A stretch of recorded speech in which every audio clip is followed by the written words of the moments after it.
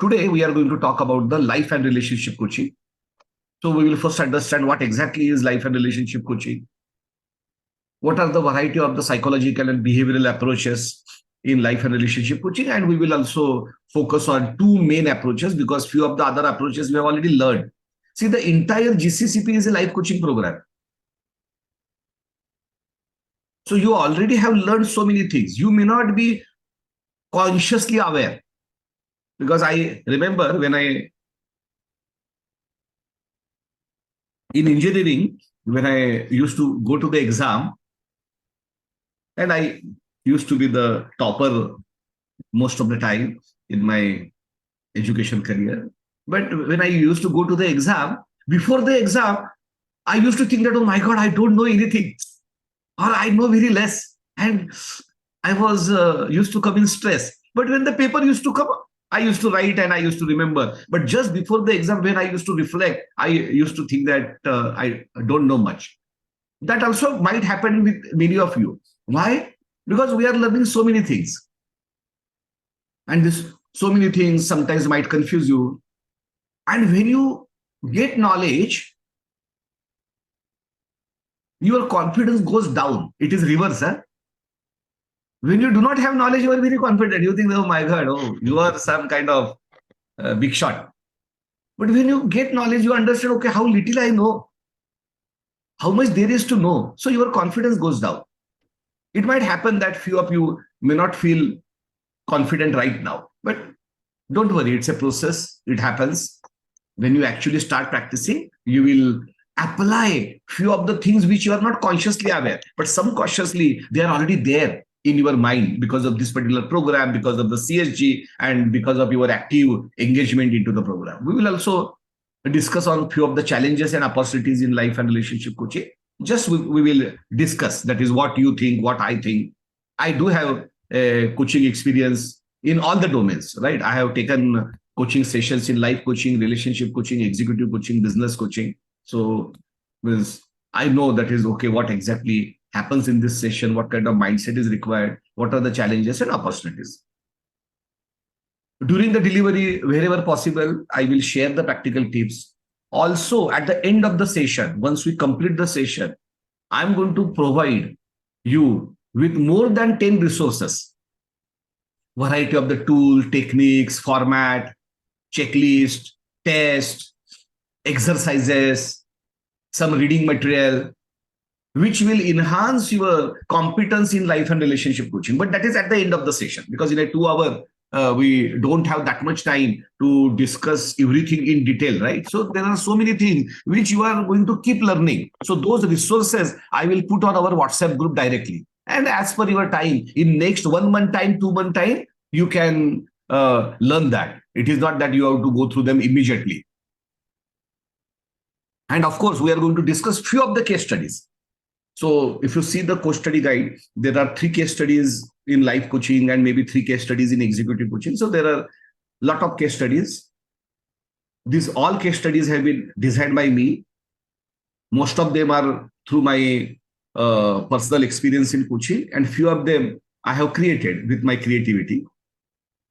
So we may not be in a position to discuss all the 6, but whatever possible, depending upon the time management, we will take maybe 2 case studies, 3 case studies, and we will discuss, because it is about the approach. It is not about discussion on all the case studies. How to think when a client will come to you with any specific goal or problem, what has to be the thought process of the coach, right? So that if you understand, it is all right. Because it is not that the exact client is going to come to you with the exact problem stated in the case study. So it is not about the case study, but it is about the thought process behind the case study and how you will implement that in your actual practice. So what is life coaching?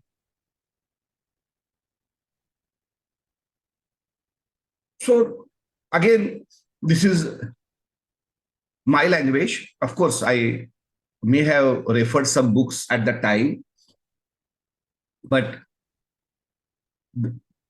this is the practical language. So the life coach is someone who empowers others, who enables others by supporting coaches meet and exceed goals in their personal and professional lives.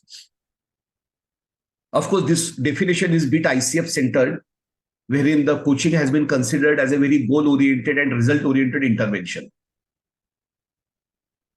But at a very higher level in life, it is not about the goals. It is about the purpose. It is about the direction, not a specific goal, because the specific goal might change. Your perspective towards the life might change. You will achieve one goal and that will create another goal. It's a continuous cycle. So it is not about only goal, but at a simplistic level, life coaching is also about exceeding, empowering clients to exceed goals in their personal and professional life. So this is one aspect, which is important aspect. This is not the whole aspect. This is a part of the aspect. Life coach can add value in any aspect of life. Now, what do I mean by any aspect? Any aspect means it can be personal life or professional life or business life, right? Life coaching is the largest available canvas for the coaching. Coaching is necessarily life coaching. Your business and the profession and your executive career is not outside your life. It is within your life. So practically, life coaching consists of everything in your life, whether it is personal or professional. But for a simplification, for a convenience, we are segregating life coaching and professional, that is executive and business coaching. That's it. Of course, the treatment also is different. Why treatment is different? That we will understand, because in a business coaching, executive coaching, many times there is an additional stakeholder like organization. That additional stakeholder is not there in a life and relationship coaching. It is between direct client and you. But in case of executive and business coaching, many times business and other stakeholders are also there. So the treatment, the marketing, the approach is different in executive and business coaching and different in life and relationship coaching. So we are segregating between the life and business coaching. So it's a very broad term. So as far as the GCCP is concerned, life coaching is everything which is not executive and business coaching. You will say spiritual coaching, transformational coaching, purpose coaching, XYZ coaching, right? It is all part of life coaching. If it is not executive coaching, if it is not business coaching, means it is life coaching, marital coaching, couples coaching, adolescent coaching, whatever you name.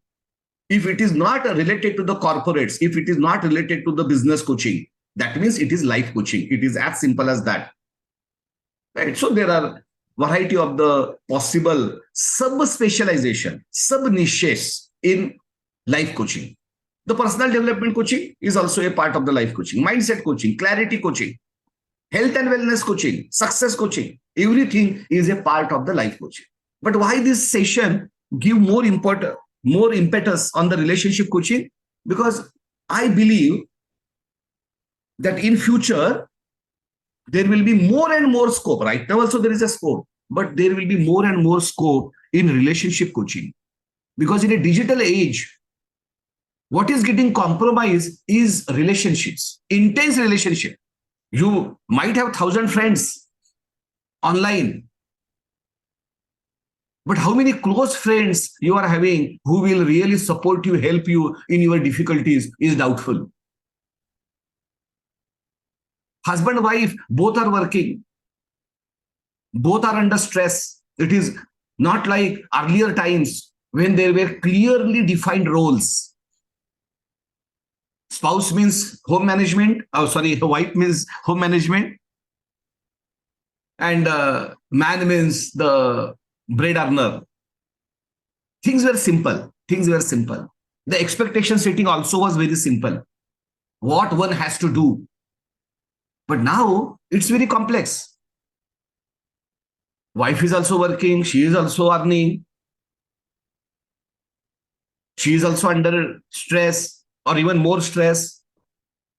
Because apart from the working, she has to take care of the home. Husband also might help home, but not as equal to wife. So there will be more load on the wife. That will create some kind of frustrations, some kind of conflict, right? So world as relationship wise, world is becoming more complex and difficult to manage. Of course, there is a woman empowerment, there is equality, there is equity, right? All these buzzwords are there, right?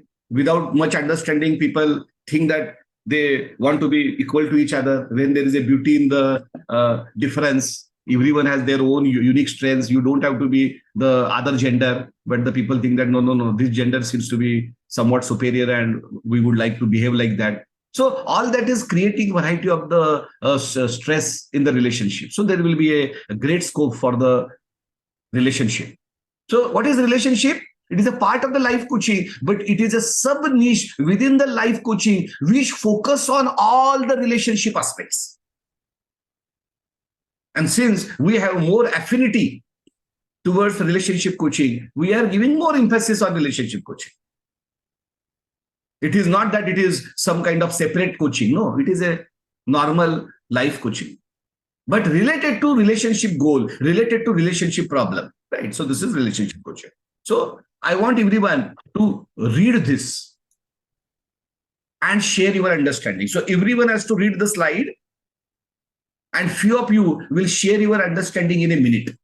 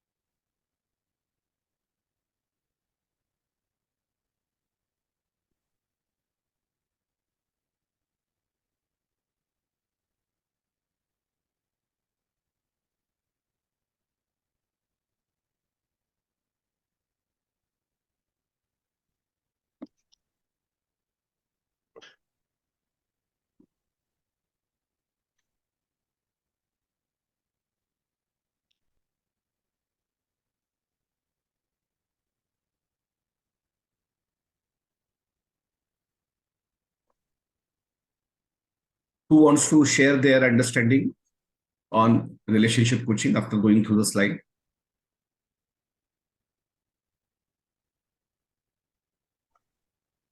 I could. Yes, Roberta, go ahead. So basically, relationship coaching can be done anywhere where there's a relationship between two people or sometimes more people, as in teams. And the idea is it's really about improving the communication. And communication between people can improve in various ways because people can learn about the boundaries that there are in between them. And by learning their boundaries, then it's also going to help with conflict, because sometimes if the boundaries are not well enough, then there's conflict. So that helps in conflict resolution. And that is how the positive change in India is created. But I think boundaries is really the main part of relationship and coaching. And okay. It's not counseling. Counseling is completely different because it's when there is trauma. Correct. Yes, very good. Thank you. One more, please. One more reflection.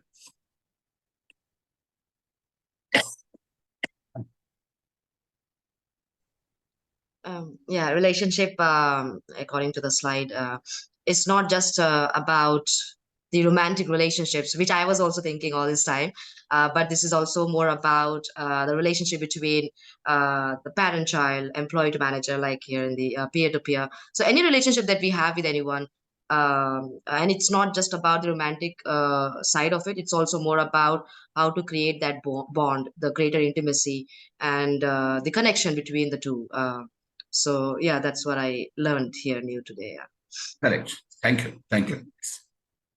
So now we will have an open discussion on what do you think are the challenges and opportunities in the space of life and relationship coaching. When I say the life and relationship coaching, I'm talking about the entire gamut of life coaching.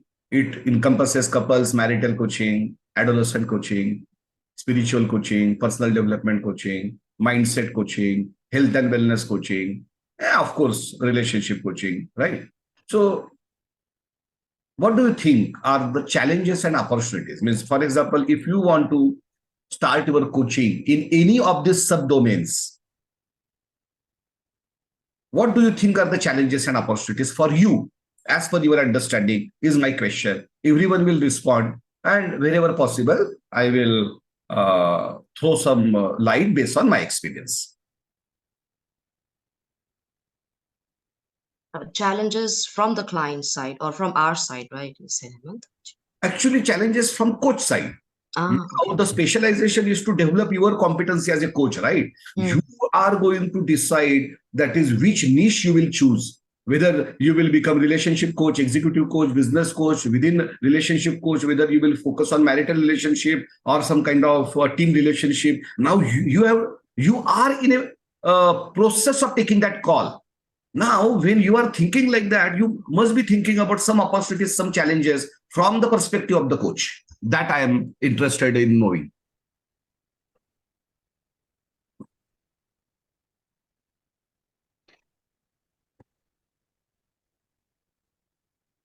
I can go first, Ravi. I think one of the things I feel whenever I think of this life coaching or personal development, it's a very large area, Yeah, and to create a niche, like there'll be multiple. I mean, there'll be like infinite number of problems that a person, any individual can have. actually. So to create that niche, that how do I strike the right chord? That this is where something which is relevant to a lot of individuals, but which is also niche, which is something which I can help people with. I have a good understanding with, and that is relevant also to people. Correct. So that is one of the challenges. I think the second one that I feel, and with whatever little experience in practicing coaching I have had with people outside this group, is that they come with the mindset, especially because they are all personal, I mean, individuals basically. They're not executive or business coaching. So the individuals are coming they come to get coached, and they have this idea that I will give them solutions. I mean, it's one of the things that is not going to happen. And somewhere there, at least in the first sort of initial conversations or initial part of a conversation, Hmm. they feel that okay, so that's the. I mean, so what is? I mean, they question back. So what should I do?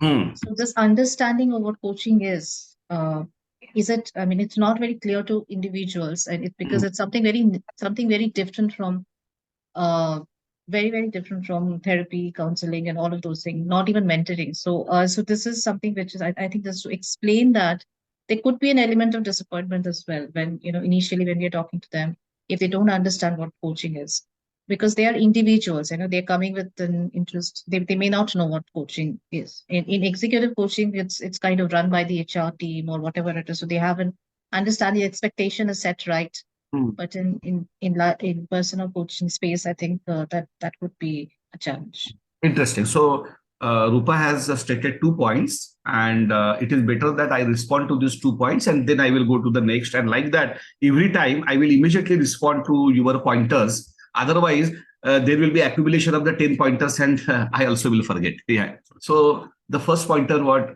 Rupa has stated, that is even decision of a appropriate niche within a large canvas of life coaching is a challenge, and it is I can say the practical challenge. Yes. So how to basically address this? So we already have conducted a session of niche, or if not, you have already gone through the video of the niche. What we are saying, that is, your niche should depend on your own life experience, point number one, domain expertise, point number two, and learn skill. Right. So you go through your own life experience. Now, just this is the first time I am doing this, because right now I am not, doing any kind of relationship coaching right now. I used to do it, but then I thought that it is better that I do business coaching. So I'm not taking any assignment of the relationship coaching, although the friends and close people come to me. That is a separate story. So, for example, if I see my life, right? So I had a bit of trouble parenting. So my parents got separated. So I experienced that particular issues and I overcome them. Means in my life, I never considered that it is some kind of minus point or that has impacted me and I have some kind of trauma or issue. No, no, no. It is all right. There is nothing great. So many people are having bigger problems than that. But yes, I experienced that. Then I had a love marriage, right? So I had a love marriage at a very young age. At that time, I was in college. My age was 21. And my spouse was 18 years. She was studying in medical, just taken admission, and I was in a final year of engineering. And I got married. And of course, the maturity was less. There was a stress of marriage. It was an inter-caste marriage. In India, this caste and all that are somewhat important. And then there was a fight between the families. So I experienced that. I experienced the fights. I experienced that is after fight, after what time, which people come back, which people support, right? Which people do not support. The people who support, why they support, what is their behavioral profile. The people who don't support for a long time, keep that particular grudge in their mind. What is their behavioral profile, right? Under stress, how a person behaves. Because I used to be under stress because at that time my salary used to be 1800 rupees, 1800 Indian rupees. In the dollar, if I convert, you will laugh at that salary. And I was having a responsibility of a family. So it was very difficult for me to manage. And I used to get angry easily, right? So all that. So I have experienced that. And from that particular point, I developed myself. So I have a great experience in relationship management.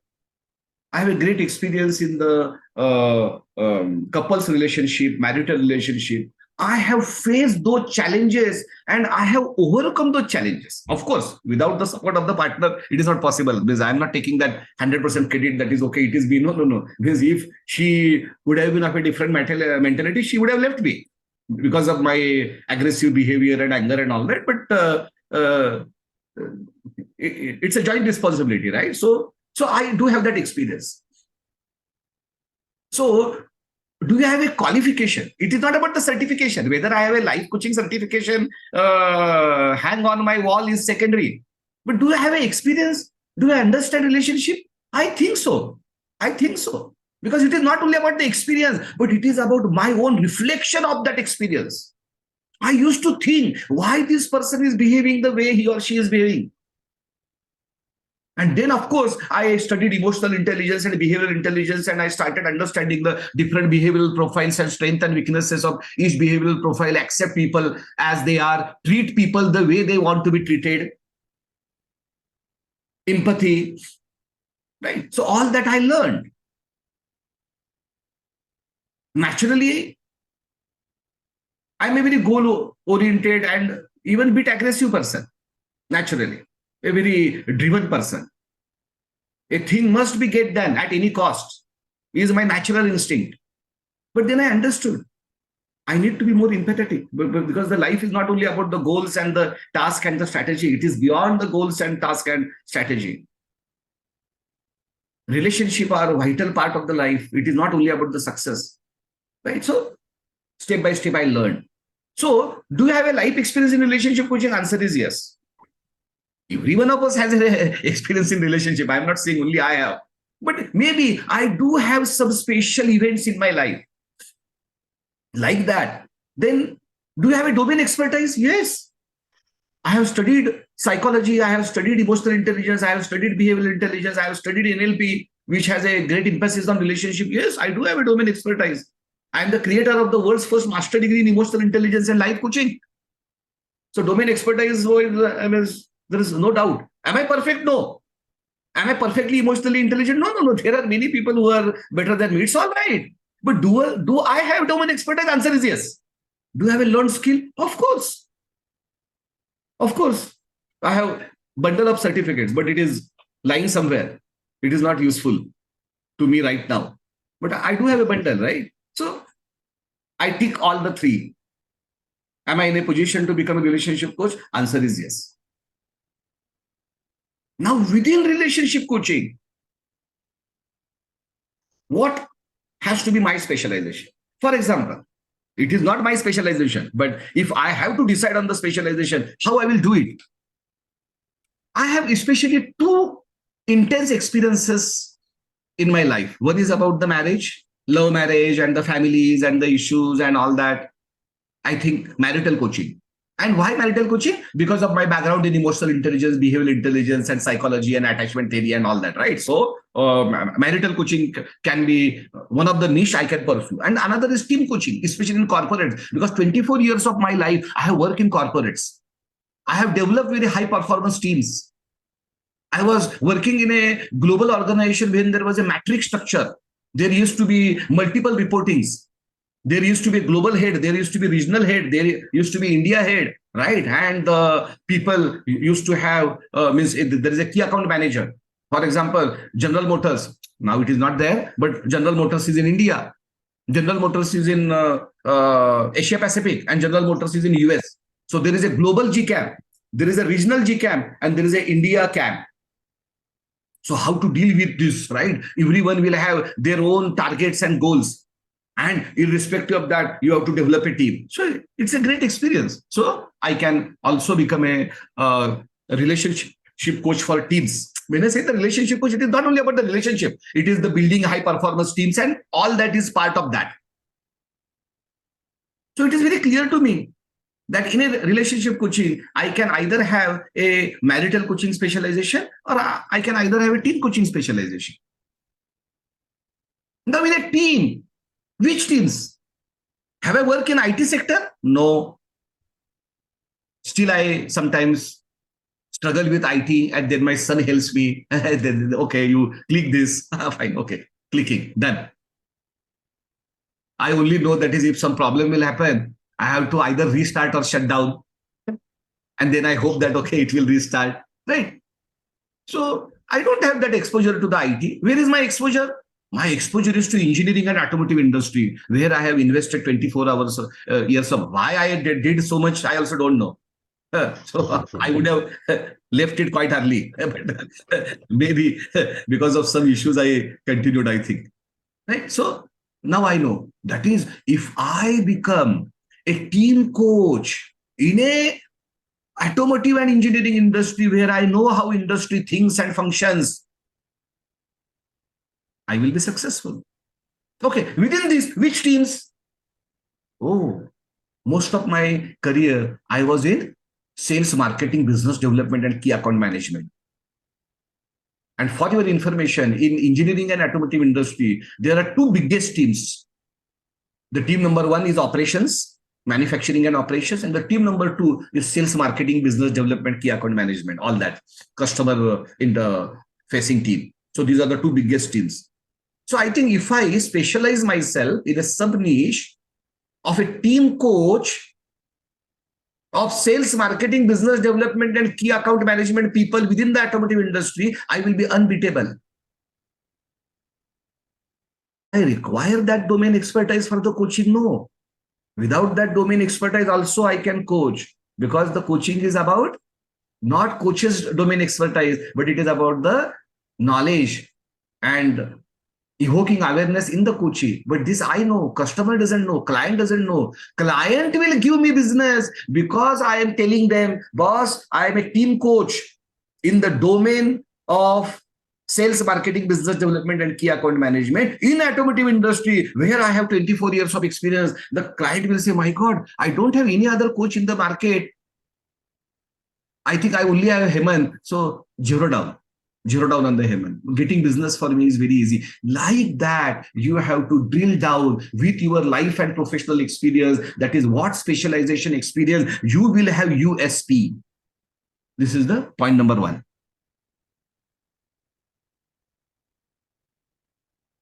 Then the point number two. So Rupa, what was your point number two question?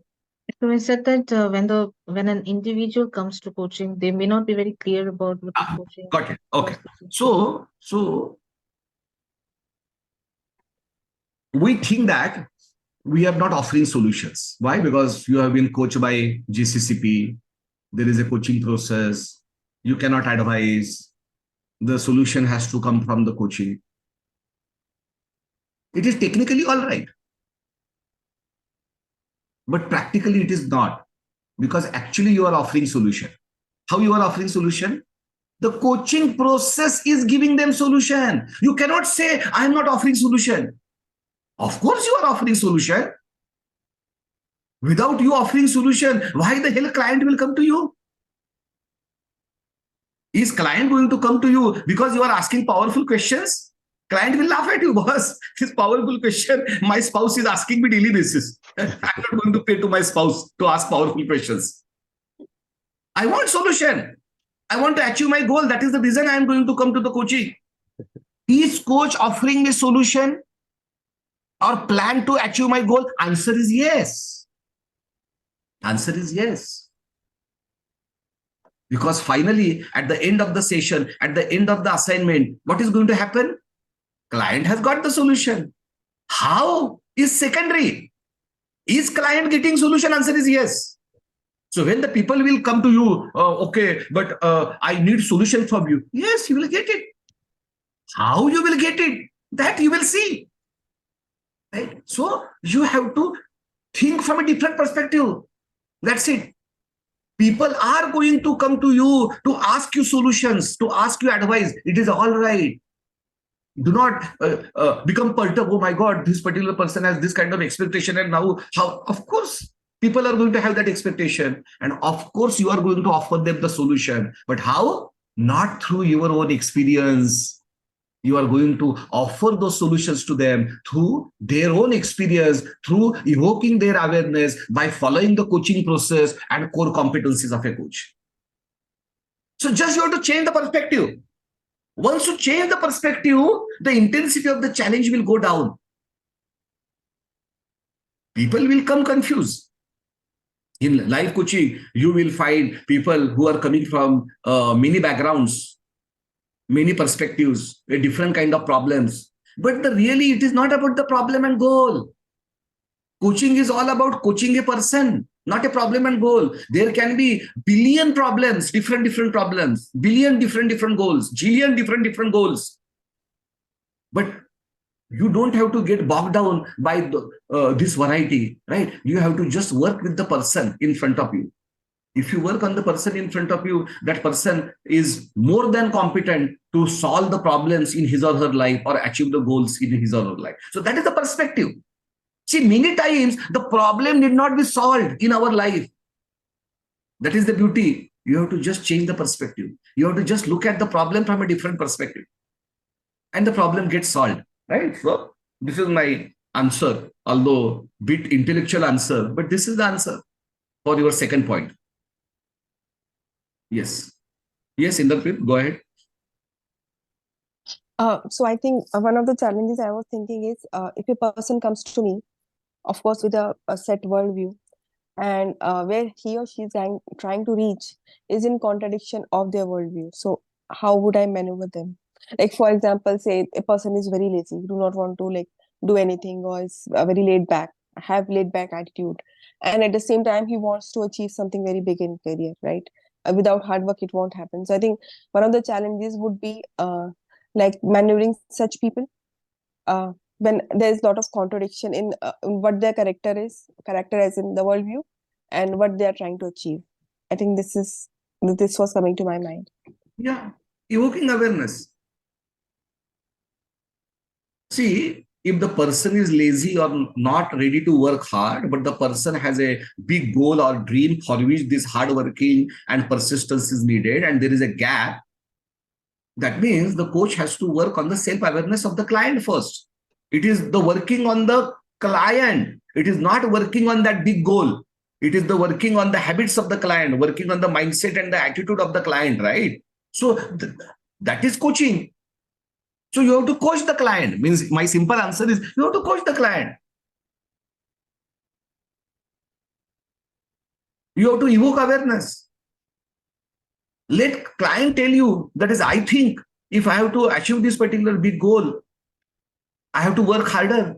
I have to be more disciplined. I have to manage myself better. I have to do 1, 2, 3. Achha, okay. You want to do 1, 2, 3.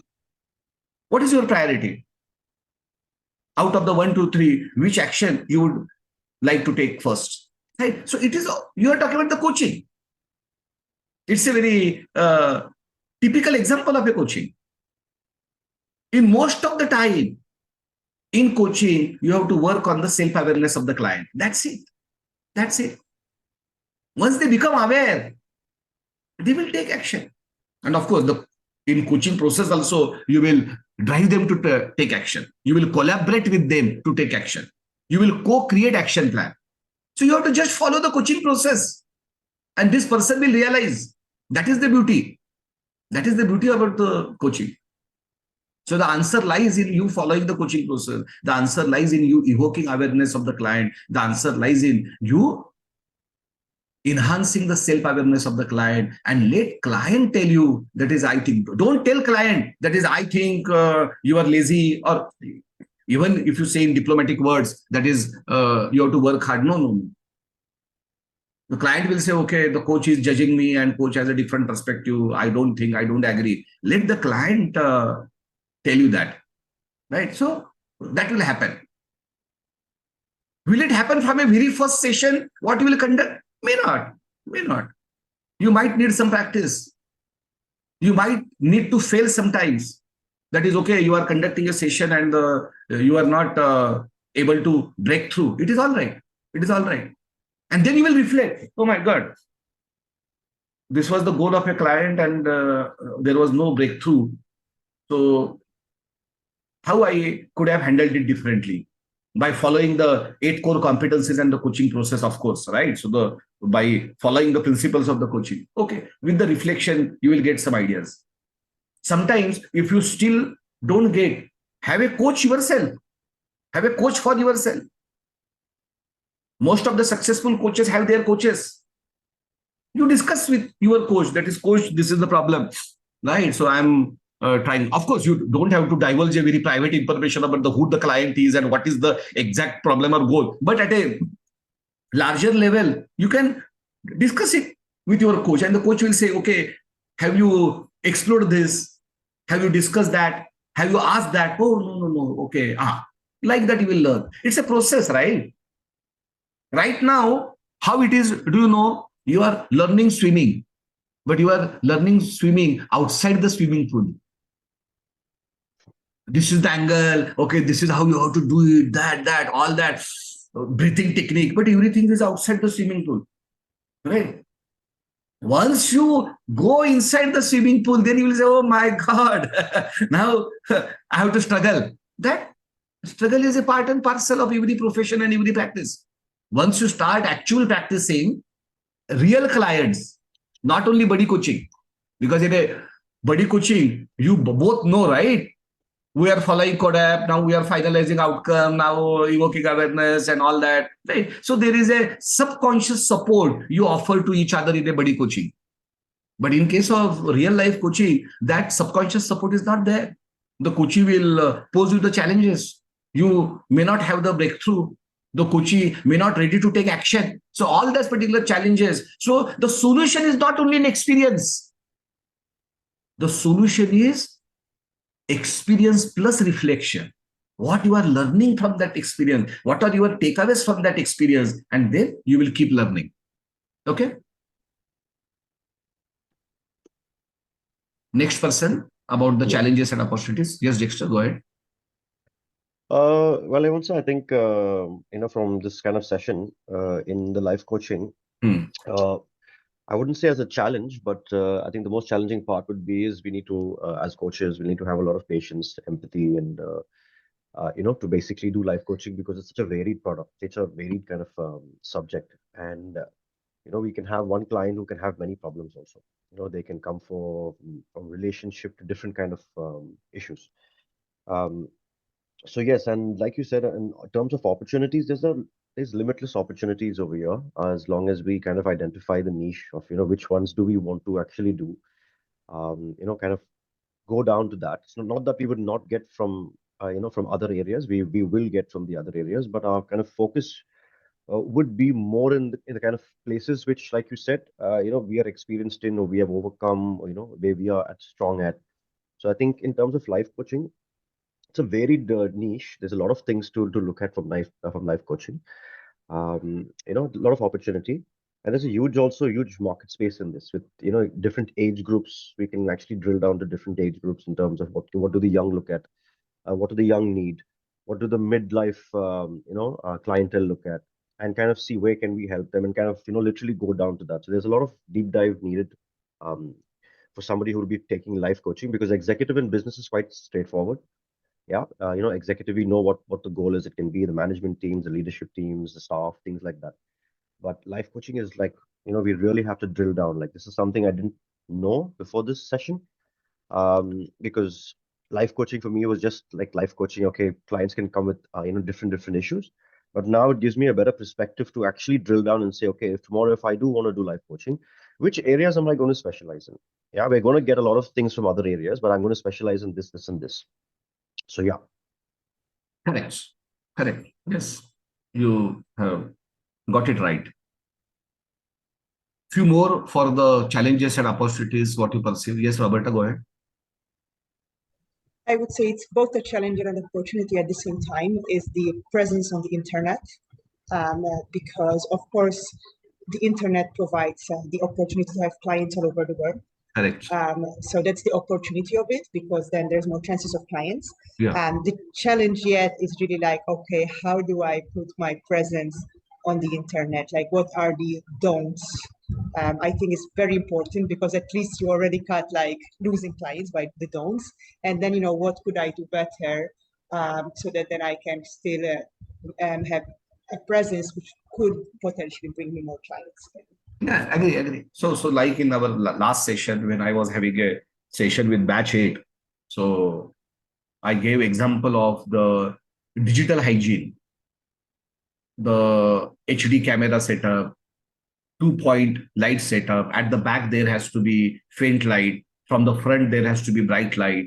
Your micro expressions on the face should be visible. Your sound system has to be very clear.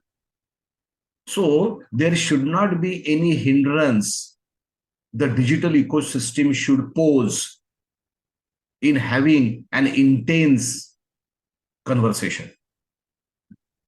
That is the first point.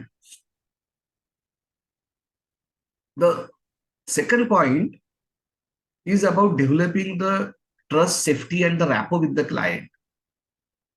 See, understand one thing, the human beings have a sixth sense. You understand without saying, right? So that is available on you over the Zoom platform also. You get the feel, okay, today my client is in this kind of mood, this kind of emotions and the feelings. You get that sense. For that, you don't have to do GCCP or learn emotional intelligence. That is being human. As a human, we have that particular power to understand other people feeling. Okay, whether we acknowledge it, whether we respond to it is another part, or whether you are willing to respond to it is another part. But are you in a position to recognize that emotional pattern, or something is wrong or something is right? Yes, answer is yes. So managing presence digitally is no challenge if you take care of the hygiene factors, and if you take care of establishing connection at an emotional level with the client, right? Then the medium becomes secondary. Whether you are talking in a room or whether you are talking from a different poles, North Pole, South Pole on a Zoom, it doesn't make a difference, because that trust, safety, and bond has been already established by you taking a discovery call, by you understanding the values and strengths and the life challenges and the aspirations and the behavioral profile of the client, right? That is more important. Once you do it, then this particular challenge becomes very less. I'm not saying it is not a challenge, right? But it becomes very less, and the opportunity becomes high, because then only language can be barrier, and you can coach any person across the world. And even the language can't be the barrier in very near future, right? You will have a technology wherein you will speak in your language, coach will speak in your language, and the software will convert each other speaking in other language. So all that technology is now round the corner. So even the language will not be the barrier. You can coach a French person, Italian person, German person, or for that matter, any other person. That is a huge opportunity what the technology is going to bring in. Yes. Any other? Yes. Yes, Radha Krishna. Yeah, here when I read about challenges and opportunities on the screen, but the moment I thought it's about, when we are dealing with the people, it comes with the emotion. The emotion becomes challenge and opportunity also. Challenge when I don't know how to manage my emotion when I'm dealing with one more person, because there is a barrier between two. But how to manage that when, if I am not emotional at all, how do I can coach a relationship? That is a challenge.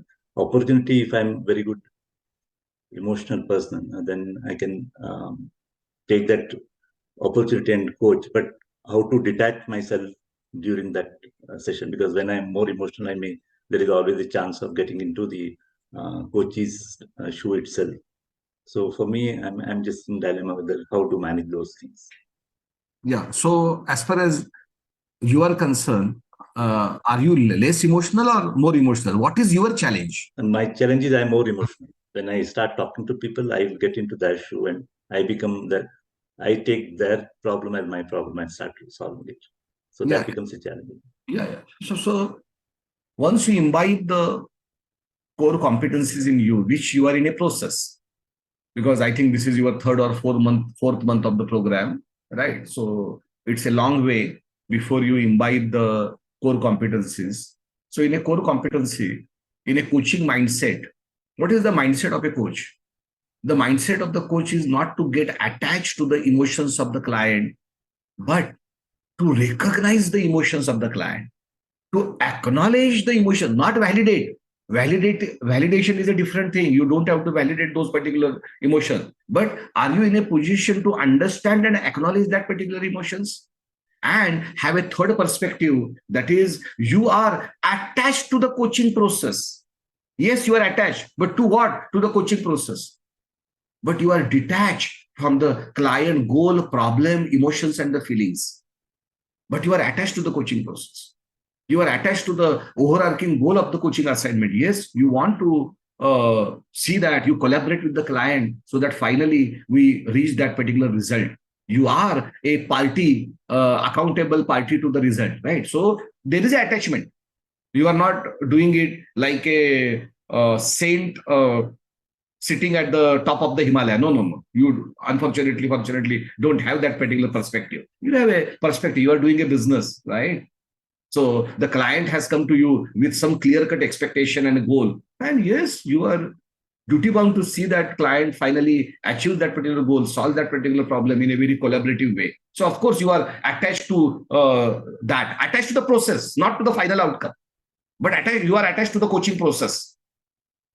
But you are not attached to the emotions and the feelings of client. You are not attached to any other thing, right? So that comes with a practice. That comes with you imbibing this particular core competencies, coaching mindset, maintaining presence, having that third perspective, right? That is wisdom. You are talking about wisdom now. Even you should not be attached with yourself, actually. You are not your body and mind. Radha Krishna thinks that I am Radha Krishna, but actually you are not.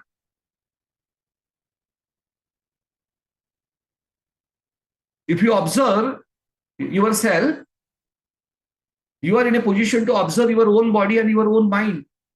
That means you are not your body and mind. You are beyond your body and mind. Now, once you understand this, why the spiritual intelligence is integrated into the program, why who am I is integrated into the program, is that you should be in a position to look at yourself from a third perspective. Radhakrishna is just a name. This body is just an instrument. This mind is also an instrument. You are the consciousness which is observing your body and mind and experiencing the world through the body and mind. So if you are in a position to detach from your own body and mind, now it becomes very easy for you to detach yourself from the emotions of the coachee, right? That is the wisdom. That is what competency you have to develop during this coaching education and beyond this coaching education. This is how you have to handle this challenge. Any other question? I have a connected question here. Yes. When we have too much emotion, is it possible for to practice that? The way, yeah, it is very ideal situation when you are there, but when we have too much of emotion within us, is it easy to detach ourselves with the process adapting? Yeah. It is all based on the perspective. That's right. It is the way you are looking at. Okay. Now you are getting attached to your own emotions. You are not your emotions. You think you are your emotions, but you are not your emotions. Emotions will come and go, but you are observing your emotions. Okay. Yesterday you were sad. Today you are happy. Are you sad? Are you happy? No. You are the observer who is observing yourself in your sadness and happiness. So once you get that thought process and attitude, now it is easy for you to manage your own emotions. That is the reason we take sessions on emotional intelligence. Okay. I take session on managing emotions. That is a skill what every coach must have. You are right. If the coach is not in a position to manage his or her own emotions, where is the question of he in a position to collaborate with the client to manage client's emotion? The coach himself is not there. So there is no question that the client will go there. Right. So the charity begins at home. So emotional intelligence, managing your own emotions is in your hand. These are the competencies you have to develop as a coach. Then only you will be successful. So there is a master class on emotional intelligence wherein I take care of this particular point. That is how to manage your emotions, how to identify your emotions, what needs to be done. Right. So all is part of this particular program. If not in a direct curriculum, there is a masterclass series in which I cover this. Yeah, thank you. Yeah. And all this is all perspective. This is not true. Radhakrishna, you are saying I am very emotional. I am saying it is not true. Yeah. It is your perspective. It is your perception that you are emotional. Exactly. What is the benchmark? You are still less emotional than many people. Yeah. You are still more emotional than many people. So this statement is a perception. This is not a truth. Any other comment on challenge, opportunity?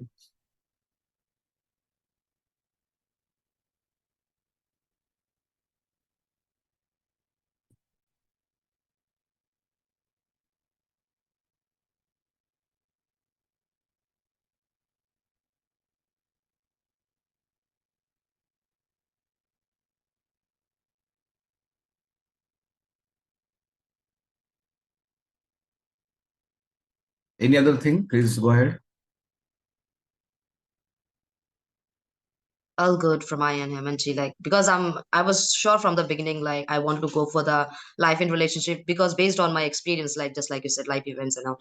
So I'm more experienced in the emotions and relationships. So right now I don't have any doubts. I was just a little bit confused about the executive coaching as well, which you just mentioned today. So even I have experience of corporate and I think I can help them as well. But then again, because you said we have to be very specific about the niche, so I think I'll just go with the life and relationship coaching. Yes. Only. Yeah. The idea, the niche is a marketing concept. Understand one thing very clearly. Niche is a positioning. That is, you are focusing your profile, your personal branding, your outward communication to your target audience, to your niche. That does not mean that if a corporate assignment will come to you, you will not take it. If you have experience, you will take that. But you are not promoting yourself. You are not confusing the people. Right? For example, if you will work on the two niche and as a customer, I will come to you, I may find that, okay, you are a different person. You are not the exact person I am looking for. But if I feel that you are an exact person I am looking for, automatically I will convert or I will take your services. That is the idea behind the niche. Idea behind the niche is not excluding other domains. If you have a corporate experience and if you get opportunities in corporate, do take it. But consciously, you are building your brand in one particular niche is the idea. I'm also not averse to start with. When you are starting your career, if you want to work on the two niches at a time, it is all right because you are in an exploration phase. You are in an experimentation phase. You want to learn by trial. No problem. But within a 6 months, within a 1 year, within a reasonable period of time, you zero down your niche and then build your brand related to that particular niche, because this is still your learning phase. Your learning phase is not over. After this completion of the training program, there is a 3 month of mentor coaching. And then you have to do the 500 hours of practice for the ICF credentialing. So that 500 hours of practice also I consider as learning. So another 1 to 2 years, you will be in a learning phase. So if you want to experiment, please do experiment. But experiment with a clarity. Experiment with a clarity that finally I want to derive a one single niche wherein I will focus all my attention, communication, and brand positioning. But to start with, right, I'm not 100% clear. So I will work on this particular 2 things. If you want, I'm not suggesting you must work on the 2 things. If you are very clear on one thing, it is good. But if you are not clear, explore multiple things, and in a reasonable period of time, zero down your niche, build your positioning, become successful in that niche. And once you become successful in that niche, then start diversifying. All right. And Hemant, I'm not sure if this is the right platform to talk about this, but when we went through the NLP videos and everything, but the material that we had, I was really interested in that. So will it really help for us as a life coach to also go through those NLP course, any course, to learn more about it? Will it add to our profile or anything? Good question. So this is my recommendation to you. Do not right now seek for additional knowledge, because there is no end. There is NLP, TLP, APL, XYZ, ABC. There are so many things in the market. Whatever you have learned is enough, or will be enough. You are still in a learning process. The GCCP has been designed in a very comprehensive way. It is enough for you to become a competent, successful, and contributing coach, provided you take right steps. It is not one-sided. I am not guaranteeing you competence and success and contribution, but I have designed the program in such a way that you are in a position to become competent, successful, and the contributing coach if you take the right steps. Right. So first you implement these particular learnings, and you think about additional specialization. Even MML has a program on NLP coaching. Right. But I don't want the GCCP learner who is completing the entire 5-6 months program to immediately go for additional certification, because then you are under certification. Right. So the Andrej is here. I know many agile coaches who have 100 certificates. What exactly do with that particular certificate? They only know. And actually it confuses them. I have seen many agile coaches who are nowhere. Because they are under the certification goal achievement. Boss, it is not about the certification. Yeah, there's too much competition, yeah. And too much accreditation, certification. I know many agile coaches who have 100 certificates. My God. So that is not the way. The way is, once you learn a GCCP like comprehensive program, right? Implement the learning. Take a pause, right? Reflect on your learning. Learn through actual practice. And during that particular practice, you will understand, okay, whatever little I know about NLP or EI or behavioral intelligence or spiritual intelligence or positive psychology or neuroscience or group coaching, I am utilizing, and in this domain, I am more interesting, or in these tools and techniques, my coaches are getting more benefit. Now, if you decide after 1 year, 2 years, that is, I want to go for this particular additional specialization, then that is the right time, not now. Got it. Thank you so much. So there are many psychological and behavioral approaches in life and relationship coaching, and most of them you have already gone through in the program. I'm just highlighting them without explaining them, because everything is in coach study guide, and I'm at the end of the session, I'm going to give you more resources, links, right? So the cognitive behavioral coaching, already it is there into the coach study guide. It is about thinking from a different perspective. Sometimes you go in a pattern, you think negative, You think in a way which is not helpful to you. Cognitive behavioral coaching helps you in coming out of that particular thinking pattern and thinking from a third perspective, which is positive. Right? So this is a one kind of process what a life and relationship coach should utilize wherever required. Then there is a ABCD model. Again, information is there into the coach study guide. Limiting beliefs, we have already seen into the Who Am I sessions. I think in the batch 8, they might be 8 to complete it, because from the batch 7 onwards, the Who Am I has been split across the program. But till batch 6, right, till few of you, the Who Am I was a consolidated module, right? So you few of you already know about the limiting beliefs, ABCD model. Emotional and behavioral intelligence. Behavioral intelligence is already part of this particular program, M1. Emotional intelligence is already part of the master class. So you know. And then there are two very powerful things called as attachment theory and transactional analysis. They themselves are independent programs. They themselves are big domains, which we cannot cover in a small session. So every life and relationship coach should have a good understanding on attachment theory and transactional analysis, TA. So at the end of the session, I'm going to provide you some reading material and the videos on attachment theory and the transactional analysis. Learn it as per your pace, no hurry. So these are a few of the psychological and behavioral approaches what life coach and relationship coach can utilize effectively. Just example, there are many. There is positive psychology, there is neuroscience, there is NLP. There are so many things, but I'm just highlighting a few. That is, you should know them. If you are already knowing it, very good.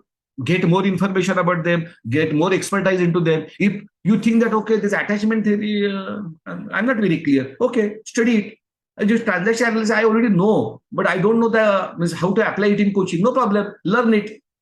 All the resources are already there into the coach study guide. Also, at the end of the session, I'm going to provide you more resources on attachment theory and the transaction analysis.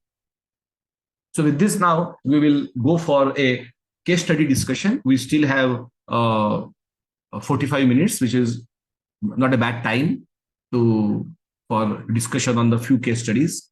So we will start with the case 1. So the Dexter, you can read the case and then we will discuss in this forum, because generally we have the breakout rooms, but since the quantum is only 7-8 people, right, we will discuss in the main room. I will observe, I will be part of the main room, but not necessarily I will actively participate in your discussion. You discuss among yourself. At the end of the discussion, if there is something which I can contribute, I will contribute. So the Dexter, please read the case for benefit of everyone. Okay, so case 1, am I audible? Yes, yes. So a 360 assessment shows that your client is great at using facts, logic, and reasons to persuade people to get things done. He uses this style in just about everything he does, telling employees how they are doing, getting buy-in for big ideas, setting directions for his unit, and managing people. What approach will you use to broaden his toolkit, and what will be your approach in coaching him? Well, this is the case. See, the case is of a life coaching, but the example is from the corporate coaching. Why? Because the application of the life coaching, relationship coaching is everywhere, right? So now this is the case. So what we will do now, for another 5 to 7 minutes, I will just keep quiet. You start discussing this particular case. I will just observe. Forget that I am there, and you start discussing on this case, and there will be different perspective, and you can learn from each other. And at the end, I will comment. So please begin your discussion. Okay, I'll go first. I think the client's approach is very direct.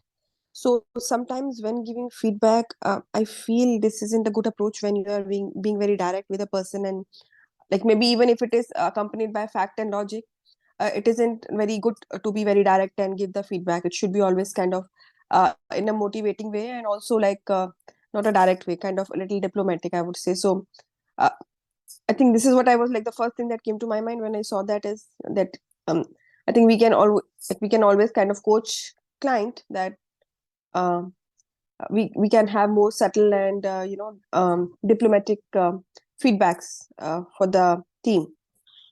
Yeah, that's my point. Yeah, what I would think is that this is what he is, right? So this is his this is how the person is, probably the D category in the DISC profile. And I think it is it's good to use that behavioral psychology to approach, I mean, to kind of go with him. And if that is what he understands better, or that's how he's aligned, that he does things with facts, logic, reasons, whatever, and that's how he has achieved whatever he has achieved so far, and that's basically him.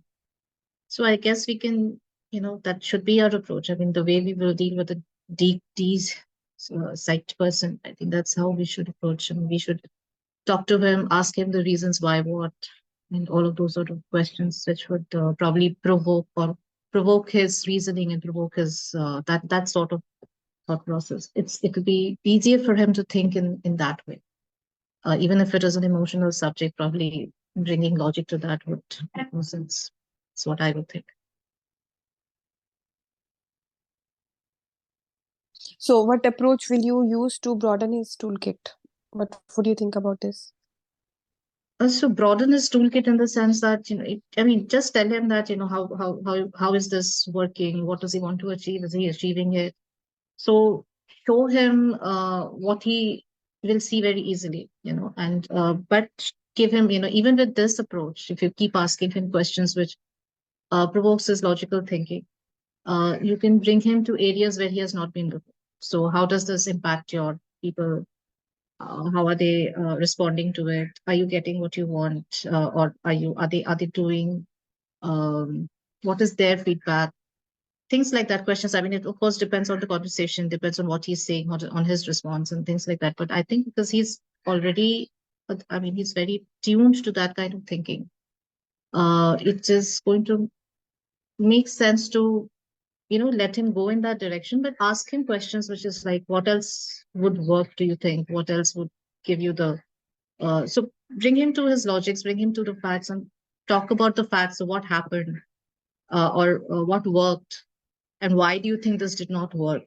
And that will bring him to areas where broadening his toolkit would probably bring him that probably this is an approach, talking to the person, getting the feedback of the person, and not being always directional, is something that he has to come up with, right? He has to come up with through his way of thinking, through his logic. I mean, logically, he has to come to that conclusion, and not by telling him. We cannot direct him and tell him that this is not the right approach. Directing people all the time is not being ignorant about their emotions will not work. It's not something that we can tell them.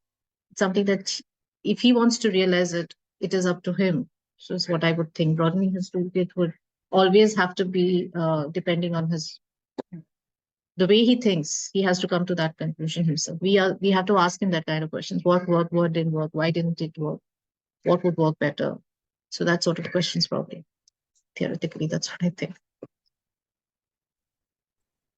So what I consider is here, he's more on fact, logic, and reasoning. I consider him as more on C category, where he looks at the number, he looks at the facts.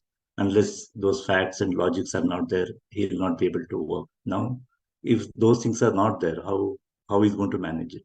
So that is the area I think he has to broaden his thing, because now he is in C. Now he has to build a good relationship with his team or with his friends or spouse.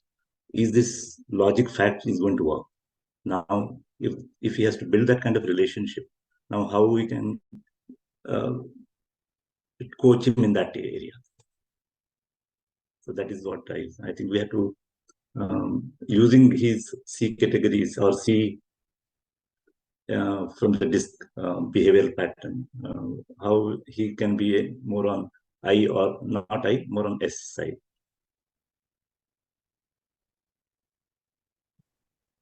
That is my, if I'm a coach for him, then I'll use his C category and I'll ask the questions, how he can be more, build a relationship with his team or in his office or maybe anywhere. He may not be very good, or even though C categories are more influential also, but whether we don't, if he's more using facts and logic, sometimes it may not work with the relationship. There, how he has to compromise his facts and logic to be more good, have a good relations. Yeah, to add to that, Radhakrishna, I think because he likes facts and logic, I would really ask questions like, what are ways that people persuade others? Because then what he observes around, because he must be very observant if he likes to get facts and logic. So will he also see in his area other methods that people use to persuade? That it's not only on facts and logic, because a person that really needs to rely on this facts and logic, but then if here during the questioning is like, okay, a question is asked like that, then even after the session, he can go around and really observe, like, how are other people around me, you know, because sometimes if we are not observing others, we think that everyone is using our methods. And then in helping him to observe others, then he can learn, oh, there are different ways that people are relating. And so by observing others, he can also then bring it the next time to session and learn more about himself, like how am I being received, and yeah, what do I see others doing? Yeah, and if you are able to empower him in the SRI, then he'll be a good manager, or he'll be a good in his life also, along with, to build the relationship, because he's good in C. But now how to question him, how he can use that C category to build the relationship. Yeah, just to add to that, Radhakrishna, I think Yeah. client uses fact, logic. He tells employees how they are doing, getting buy-in for big ideas, setting direction. So he's more, and since he's a client, that means there's something that he's lacking, is something that he's not able to get by. Yeah, since he's a client, there's definitely, after doing all of this, where I think this is for something from my point of view, which I think I would indulge more in, is kind of get the client to first understand, okay, you're doing all of this great, what is your feedback, what is your feedback from your peers or your teams, and those kind of, how do they feel, or how do you feel that they're taking these things? Because sometimes in setting directions and kind of leading people, we tend to forget the is it working, are they taking it positively or not taking it positively, or because if you don't yeah, get the client to understand that, it's just going to go one way itself. And normally I think, since he's a client, he has a problem. It might be that it's not getting by as how you would want it. Yeah. So I think getting the feedback, getting him to understand questions like, how does your team take you, how do you feel about your team, what kind of feedback do you get from your team, is there any areas you think you could work on, things like that. Kind of get that whole 360 for the client. I think that's my kind of assessment. Yeah. Yeah, good point. So thank you.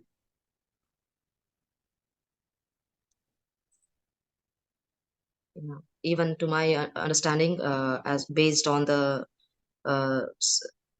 case study which is there, the client seems to be a little bit on the more on the let's say D or C side. That's what I can also comprehend from the behavior of the client. So I will be more focused on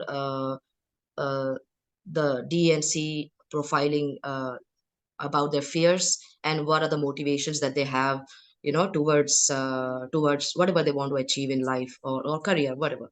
So I'll be more focused on the fear that they have. So for a D, let's say, if I know that my client is uh, not very inclined to the failure, yeah, they want to succeed always, and they are very objective, they want the answer quick, they want the result quick.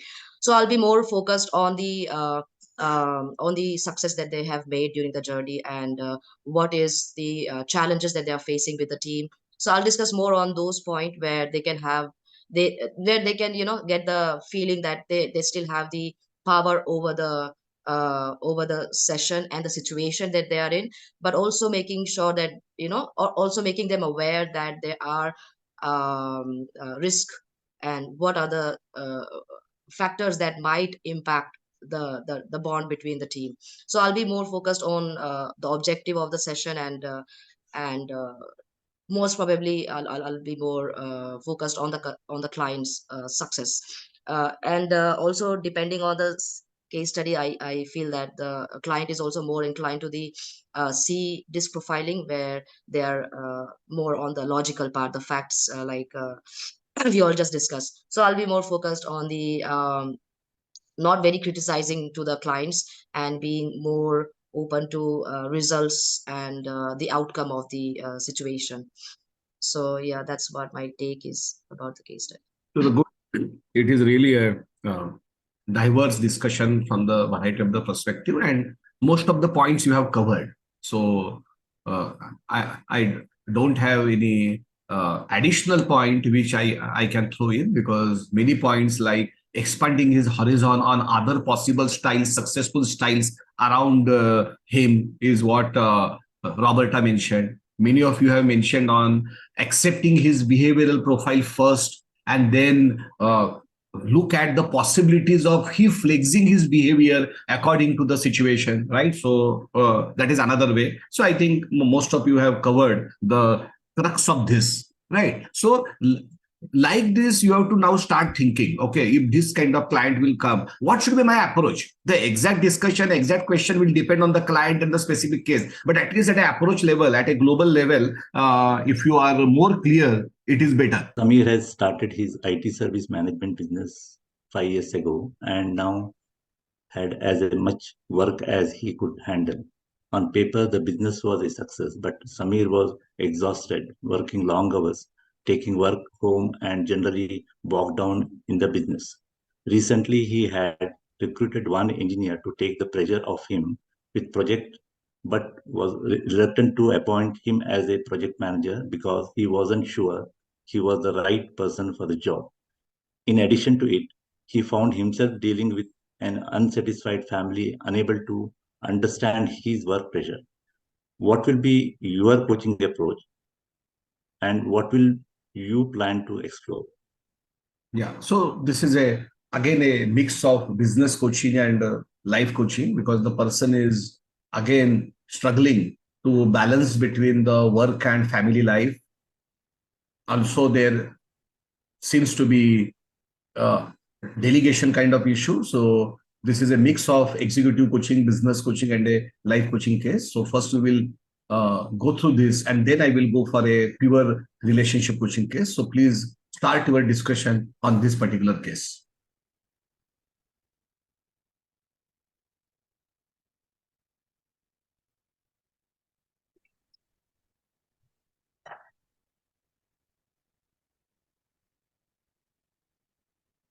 Who's going first?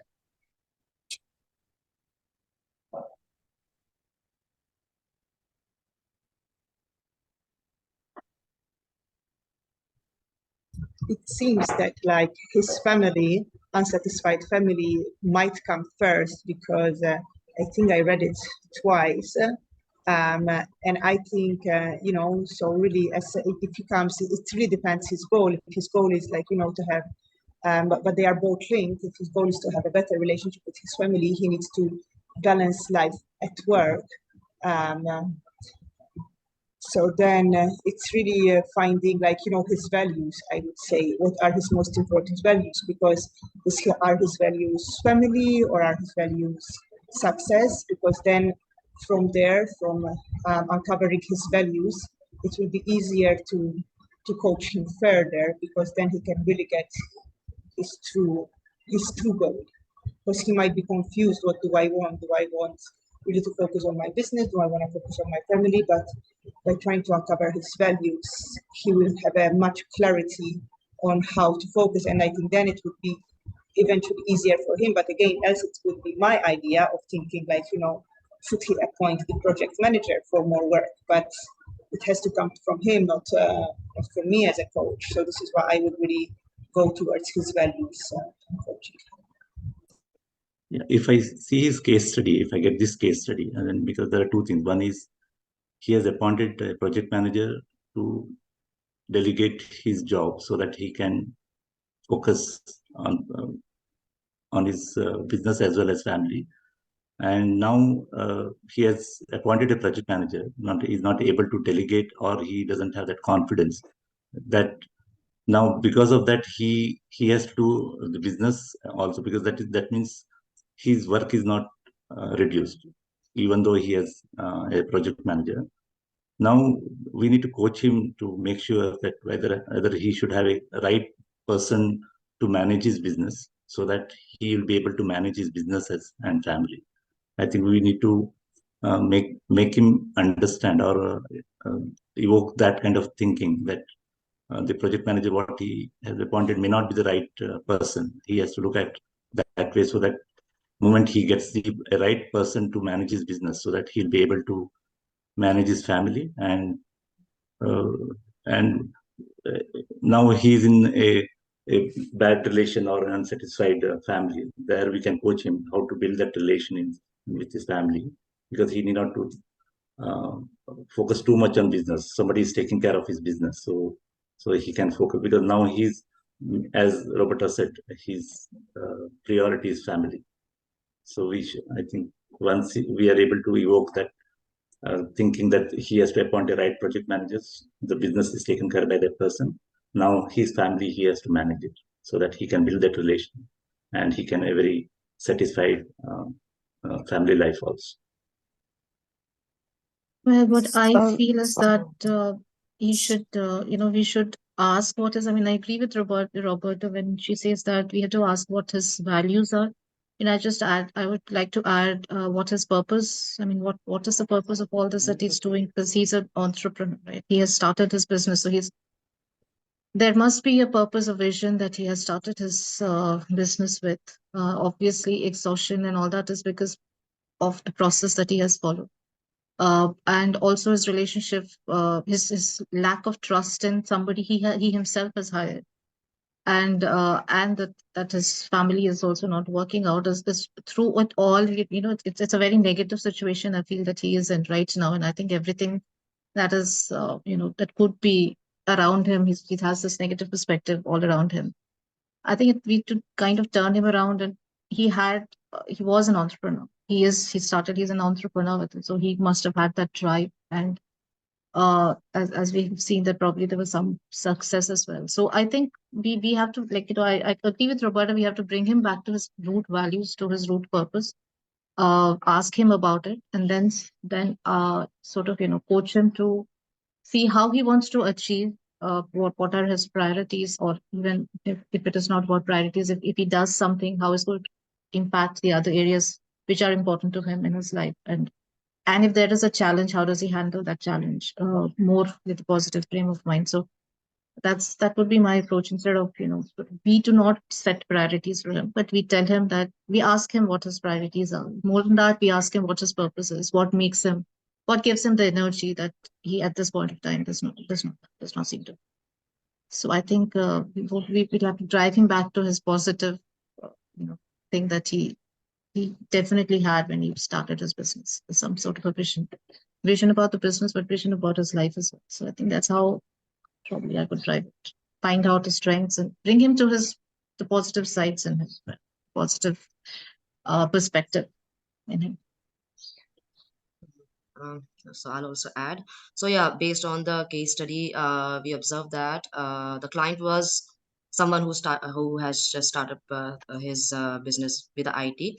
So obviously, I'm sure that the client is aware enough to make all the calculations about how much work it's going to take, how much work-life balance is going to get, let's say, impacted when he's starting up a business, and that also IT. So I believe the number of employees are also more. So obviously the responsibilities and the pressure will be more initially when we are starting up a business. I'll be focused more on his emotional side, because as we noticed that his relationship with the family was also going down, and also on the second paragraph where he mentioned that he kind of doubted that he was not good enough for the job. So trusting that he had made all the calculations about the job roles and the responsibilities, I believe it's more about the burnout side, where the client is exhausted, and and also the family side is also not going really well. So I'll be more focused on the self reflection, let's say discovery part, where the client is understanding about his capabilities, his strengths, because he is capable. That's why the business is also success. We read about that the business was success. So he is doing everything right, all right. It's just that because the business is new, there will be a lot of responsibilities and works. So that's why his family side is also not really, balancing out. So I'll be more focused on the emotional side, the family bonding part, and also I'll be more focused on customers self awareness, the evokeness part, where the client is understanding his own strengths and how and why they started, like Rupa said. So yeah, I'll build more on the customer's confidence. Sorry, I keep saying customer because of my work. So I'll be more focused on the client's success part. So yeah. Yeah, just to add on, I mean, client definitely is having an issue or is having a challenge in terms of running his business.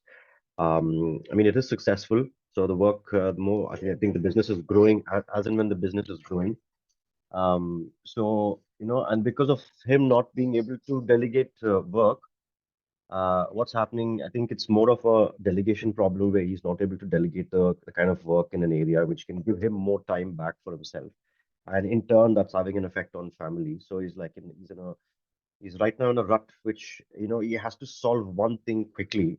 Either he says, okay, no to the business, or he says, okay, let me solve my personal. But for me, if I had a client like this, I think first I would go to kind of understand the challenges that he's facing in his business, kind of identify those challenges, and then try to see, what can he do to solve this problem. Because I think the more we get into this client, the answer would be is to delegate the work, and the client has to decide to delegate the work. He has to choose somebody at the end of the day, because unless he does that, we cannot do everything by ourselves, and so the client cannot do everything by himself. So I think it's more of trying to address the client and see what's his challenges that he's having in his business, and try to solve one step at the I think first is his challenges, then trying to get him to you know decide to delegate the work, decide to choose somebody to delegate the work if he thinks that it's needed. And as per the case, I think it's definitely needed. It's clearly needed that delegation is the problem, and through that he will solve his family. So yeah.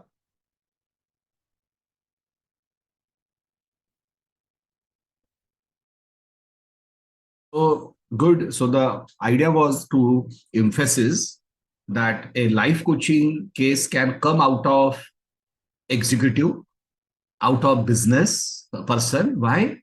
Because ultimately it is about life. It is about personal development. It is about self-awareness. It is about balancing between your professional and the personal life.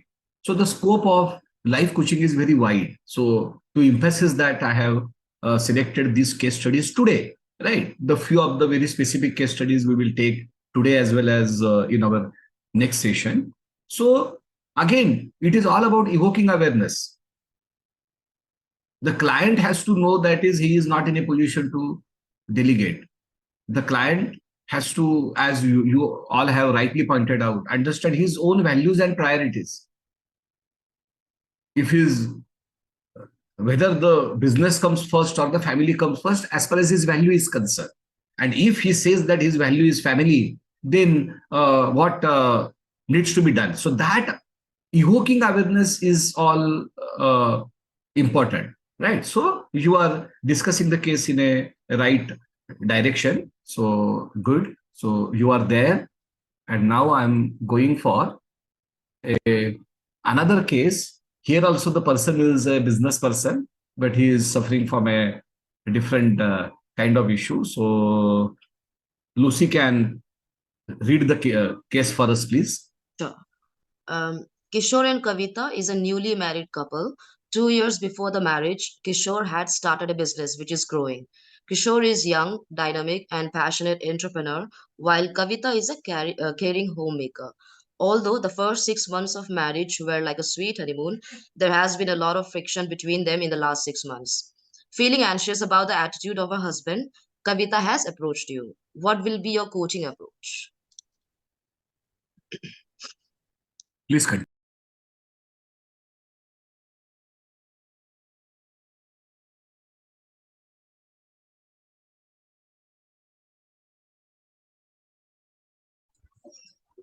Well, I think what it sounds like, the first 6 months was a honeymoon. So there was a lot of very good things going on. And then it started slowing down because that's life.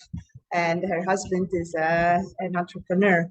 So, so I think what I would help her see is like the reality of the situation now and like really look at the positives that is going. I would ask her question to uncover what positive things that right now are going in her relationship, so that then she starts to look at the strengths of her relationship. But of course, together with her, I will also explore what is causing this anxiety, so that then from there, is the anxiety coming because there are really issues in the relationship, or is the anxiety coming because of fear, like maybe it is, some limiting belief, if my husband is not giving me enough attention, then he doesn't love me enough. So really, but I would start first with the strength. And the reason I would start with the strength, I would feel that she would be more open to be more maybe factual in assessing the relationship, because if we don't start with what is working in the relationship, then we really get more the idea of like what is not working, and sometimes that can take too much of the whole picture. So it's really good to balance her mind. Yeah. For me also, like, this is a relationship one. So, and it's a very common let's say issue as we go through the case study. Sorry. So sorry. So I'll talk more about with a client about the relationship, how it works, and what are the stages, what are the phases of relationship, and how, like, for example, in the beginning, how we don't really know so much about each other, and then as the time passes, we get to understand more about each other, get to know more about each other, and not just the good, the bad part as well, right? So there will be changes. You might think that there will be changes. So I'll talk more about on the relationship side, and also I'll make the client aware of how every individual is different. So there will be conflicts, and you might think that the attitude of your husband or your spouse might have changed, and the feelings about, the anxiousness and everything that might happen, because obviously it's a new relationship where the couples are getting married and they're having a good time, and once the reality hits. So I'll talk more on the emotion part. I'll talk more about making her aware of how individuals mind works, how we work, how our behavior is different. So I'll talk more on the individual side as well, and also I'll talk more all about the relationship. So that's my take. Yeah, here my is, and she's first thing, she has taken a very positive approach to approaching to coach. So I'll listen first to her, and I would like to talk more about. I'll give a lot of space her to talk, so that she can talk. She can take out whatever she has in her mind. Give that space, build that trust and safety within coach and the coachee, so that she should be in position to understand what is going on. When she has that space of trust and safety within coach, when she starts trusting me as a coach, then she'll be able to talk openly. Then that's the time when I'll start asking questions. I'll also um, it could be a one-sided thinking from the either side, so that I would like to understand from her what makes her more important about the relationship. So I'll take that point and build that point of importance, so that she can understand, and I'll also make her to bring her spouse also when the space builds up. So that is the approach I may take. I kind of tend to align with Roberto, because yes, this the strength in the relationship which has made it happy. And I think I'll also probably also go to where the strength of the individuals involved are, and what is the strength. Definitely focus more on the strength of the relationship, and her expectation, and what is the challenge in our deep dive into the expectations, and what is the challenge in getting there. So getting what she wants from the relationship, and what can she do about it. So I think that would be really my approach, because Kishore has not come for coaching yet, at least. So it's Kavita, and Kavita is, if she has come, definitely this, as Radhakrishna said, that that's one positive thing. She wants to solve whatever problem she is perceiving in the relationship. So that's a positive thing. But then, what can she do to sort of get it to a better position or get it to where she wants it to? So I think that's also going to be one approach, because she has to take, if she has come, then she has to take the ownership as well of the issue or the relationship. Rupa, just to add on to what all is said, actually, it's Kavita coming for coaching. This will be a standard case of a lot of evoking awareness, giving the client enough space to speak about what is the friction that they're having. Because I think in this kind of a coaching session, by giving the client space and letting her talk and vent her frustrations or things out, half the problems will actually already be solved. This is more into, because since the husband is a kind of entrepreneur, and might be very busy, is what I kind of feel. Attention would be less to the wife, is what I'm kind of assuming in this. So I think letting her talk and bringing out her kind of thought process, and then trying to get her to understand what her husband also might be going through, or what her husband is, by running a business, what it is that they be going through, I think would definitely solve the problem.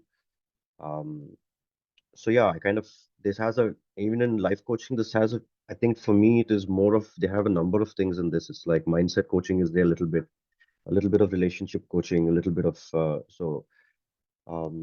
yeah, but it's a standard case, I think, that we will go through. Yes. So I appreciate the quality of the discussion, and you are all thinking in a right direction. So fantastic. Thank you. So I want to go for one more case before we close. So let me open that. But yes, so you are there. So there is no point in pointing out a few more things. I don't think it is necessary for this group right now. So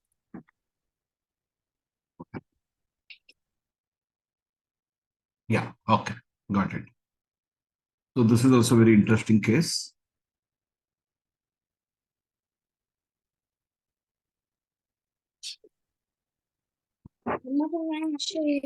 Okay, actually, that is the reason. Okay. So and so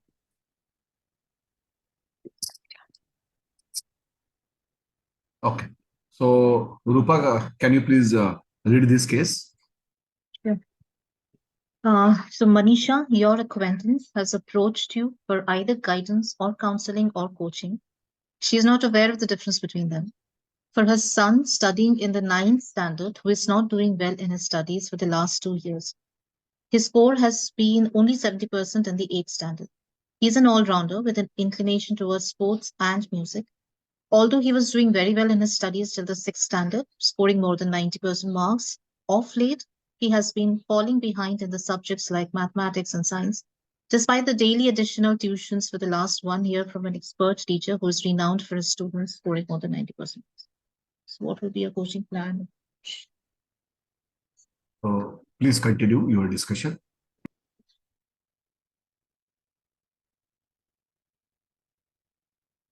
So a very typical So parent. typical parent issue, and I think maybe she's kind of has some expectation in her mind, and she also needs to align, like, I think she needs to align herself with what her son's vision is, because it isn't necessary that the kid's vision is same as hers. So it is like kind of contradiction in approach or focus on the end goal. So maybe if I have to coach her, I would maybe first ask her, what is your vision, and is that aligned with what your son's vision is? I think I kind of handled this in the past in this kind of, not exactly the same, but some certain same kind of issue. And yeah, then at the end of the session, we kind of realized that, okay, I should be kind of coaching the coachee and not the third person in question. So, but still coming back to what I think she should be, I should be actually asking the coachee that what is your vision and how well it is aligned with your son's vision. This is what I think. Yeah, so I Thank think you. Thanks, Anthony. So I think this is something that, I agree with Anthony that there's a lot of limiting beliefs here, probably with, I mean, Manisha may be having a lot of limiting beliefs, which is if he's good in, he's an all-rounder. I mean, if it is coming from her, it is that he's an all-rounder, and there could be some limiting beliefs that science and maths are the only subjects that, matter. That's the only thing that, every child has to score well in these two subjects, otherwise they're not. And there's a lot of course, action done towards that because he's taking additional tuitions and all of that, reputed tutor. So we have to, I think, evoke awareness. That's what I would go towards, that evoking awareness about her beliefs, about her. Is there a boundary that she's setting, and is that impacting the way she feels about her son? Is what I would probably discuss about, try to evoke her awareness of. I'm not even sure if we'll be coaching anybody over here, just from my end, because it looks like Manisha is not sure about guidance or counseling or coaching, and I think her expectations are for us to coach her son, yeah, who's and basically it's about him getting high marks. I mean, it's very easy for him to go to and take a tuition teacher who would try to help him to get to that mark.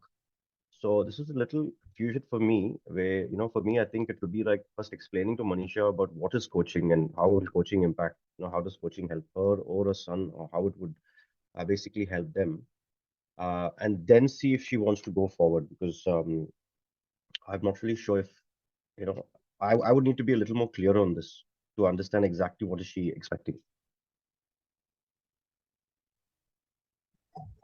I think I agree with you that she sounds that she came for coaching for her son, but I saw it as a typical, then you're coaching a parent child, that then you're gonna agree with her. So after describing what coaching is, and if she's agreeing to that, I would still have separate sessions of the coaching. So I would tell her that, like, if your son agrees for the coaching, because her son must agree, so that then I really understand indeed the worldview of the son.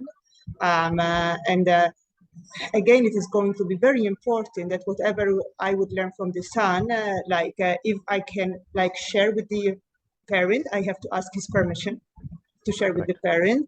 And I would also describe, for example, I would ask him, with your permission, can I share this with your mom, so that then I can help continue the conversation with her, so that she can understand your worldview. So there's really going to be a lot of permission asking. It's going to be a bit more complicated than your usual, because in a way you're coaching two people or two parties, but it is still important because it's really about, sorry, I don't know the names yet, as Eva mentioned. It's really, there are two different worldviews, and it's important to make them see each other. The son sounds to be, he's very lucky because he's allowed still to do sports and music, whereas some parents might say, no, you only have to study now. So they're really trying to understand each other, and where can they meet each other, because it's really about, they're going to meet each other at some point. Someone will still have to give up something. Both of them will have to give up something to improve this relationship. Yeah.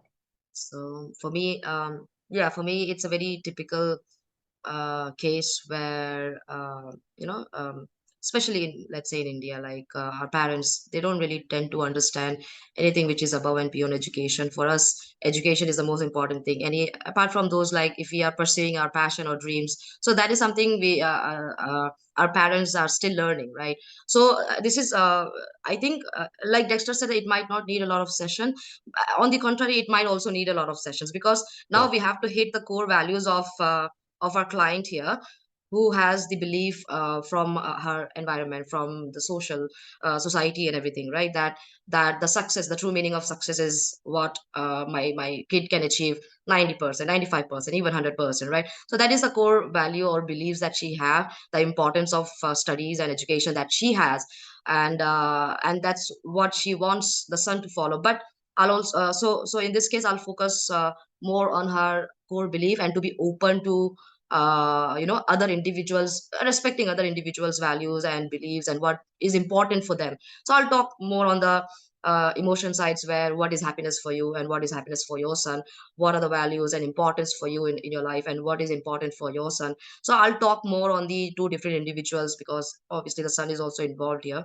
So I'll focus more on the core values here for the clients, and maybe from evoking awareness, I'll try to um, make the client aware that we are all different individuals, and as the time pass, your kid is growing and he's developing more interest in other activities apart from the education. So how open are you to accept that? So I'll be more on the being open, being having an open heart and open mind to accept your son's growth in this in his life. So that's what I'll talk more or focus more on this conversation. Here I'll take because mother has come she has approached coach to understand how to make her son to excel. So I may suggest to look for a mentoring for his son, so that coaching may not work. I mean, because it's more on the skill set development or the talent development. Maybe coaching may not help the son, but that's what in the session I'll make her to understand the different type of mentoring she can explore, so that the son can, or I'll understand what is her expectation, what she wants her son to become. That area I would like to understand, and I'll also explore is coaching is going to help, or the other interventions is going to help. So that I would like to understand during the sessions with her. So it's a quality discussion, and like Dexter rightly said, that is, first there has to be the clarity in her mind, that is, she has approached you and what she can expect. And it seems that the case indicates that the real coaching is for her, not for her son. Right. Of course, the son will come later, but the first is her own mindset, her own expectations, and her own value systems and the beliefs, right? And that comes first. So there has to be a quality conversation between the coach and coachee, Manisha, related to that. And then followed by that, if the son requires any kind of intervention, right? The number one, whether the son first requires or not is a question, right? And if after the coaching, Manisha, you still conclude that yes, the son requires some intervention, then as Radhakrishna said, it may not be necessarily coaching. It can be coaching, it can be mentoring, right? So you need to be open for those kind of interventions. So yes, so it's a fantastic quality discussion. Every one of you had put across the different points in a right direction, which is more important, because there is no right and wrong in these approaches. Why? Because the real approach will emerge from a coaching conversation. This is just the idea, that is, okay, what kind of cases might come and in which direction you have to think. The real approach you will take based on the profile of the client and what exact discussion will happen between the client and not. But I must say that is, you all are showing a very good understanding, and it seems that you have the competency to start the coaching practice, is my belief after listening to all of your perspectives on this coaching cases.